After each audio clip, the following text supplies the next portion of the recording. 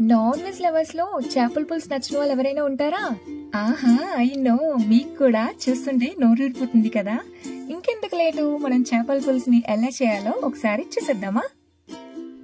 1 kg చేపల్ని 4 to 5 times బాగా wash చేసి 1 స్పూన్ సాల్ట్, 1 స్పూన్ కారం, కొంచెం పసుపు వేసి బాగా ముక్కలకి పట్టేలాగా కలుపుకోవాలి. ఇలా బాగా మిక్స్ చేశాక ఒక 1 or 2 hours వరకు మనము మ్యారినేట్ చేసుకోవాలి. ఇప్పుడు మసాలా పేస్ట్ కోసం ఇంగ్రీడియంట్స్ ని చూపించేస్తున్నాను, చూసేయండి.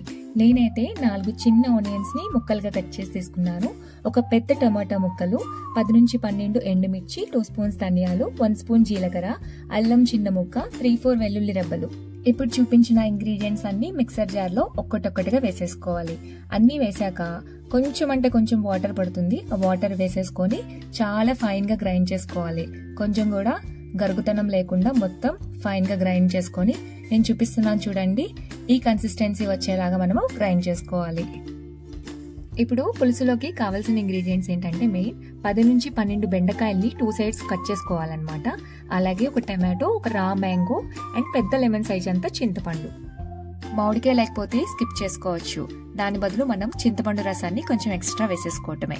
ఇప్పుడు పులుసులోకి మామిడికాయ స్లైసెస్, కరివేపాకు, 5 to 6 పచ్చిమిర్చి, కొంచెం కొత్తిమీర, ఇవన్నీ రెడీ చేసుకొని పక్కన పెట్టుకోవాలి. ఈలోపు లెమన్ సైజ్ అంత చింతపండుని కూడా తీసుకున్నాం కదా, దాన్ని ఒక బౌల్లో వేసుకొని హాట్ వాటర్ వేసి కాసేపు మనము నానబెట్టుకోవాలి. ఇప్పుడు పాన్ లో 2 tablespoons స్పూన్స్ ఆయిల్ వేసి ఇందాక కట్ చేసి పెట్టుకున్న బెండకాయ ముక్కలను కూడా వేసేసుకొని కాసేపు ఫ్రై చేసుకోవాలి.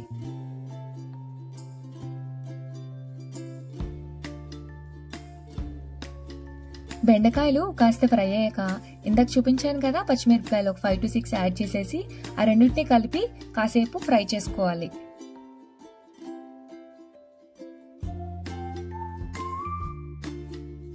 చూస్తున్నారుగా ఎలా ఫ్రై అయ్యాయో.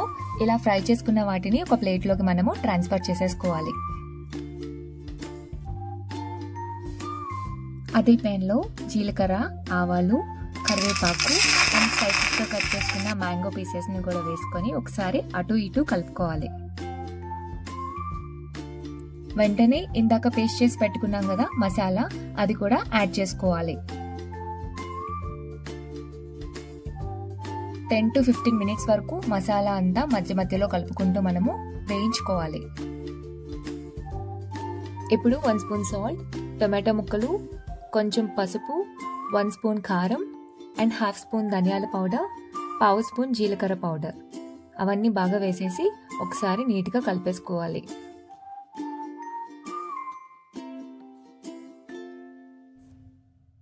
ఫైవ్ మినిట్స్ తర్వాత చింతపండు రసాన్ని కూడా యాడ్ చేసేసుకోవాలి. అంతా వేసేసాక ఒకసారి బాగా కలుపుకోవాలి. కాసేపటికి 250 ml వరకు వాటర్ని కూడా యాడ్ చేసుకోవాలి. చూస్తున్నారుగా పులుసు ఇలా మరుగుతున్నప్పుడు మనం మ్యారినేట్ చేసుకున్న ఫిష్ పీసెస్ ని ఒక్కొక్కటిగా వేసేసుకోవాలి. అంతా ఒకేసారి వేసేయకుండా ఇలా నేను చూపిస్తున్న విధంగా పేర్చుకోవాలి.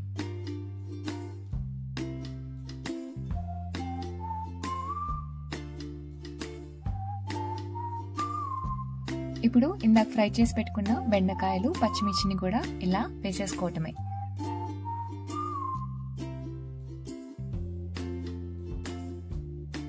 గరిటతో కాకుండా ఇలా చూపించే విధంగా కళాయి మొత్తాన్ని పట్టుకొని ఇలాగా మిక్స్ చేసుకోవాలి. గరిటతో అయితే ముక్కలన్నీ చెదిరిపోతాయి కాబట్టి.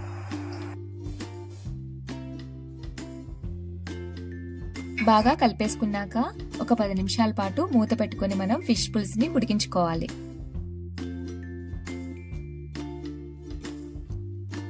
10 నిమిషాలు అయ్యాక లిడ్ తీసేసుకొని ముక్కలన్నిటిని మనం ఫ్లిప్ చేసుకోవాలి. చాలా జెంటిల్ గా చేసుకోవాలి, లేకపోతే అంతా చెదిరిపోతుంది. వీడియోలో 2x లో చూపిస్తున్నారు, అందుకే మీకు ఫాస్ట్ గా కనిపిస్తుంది, కానీ నెమ్మదిగానే మీరు ఫ్లిప్ చేసుకోండి.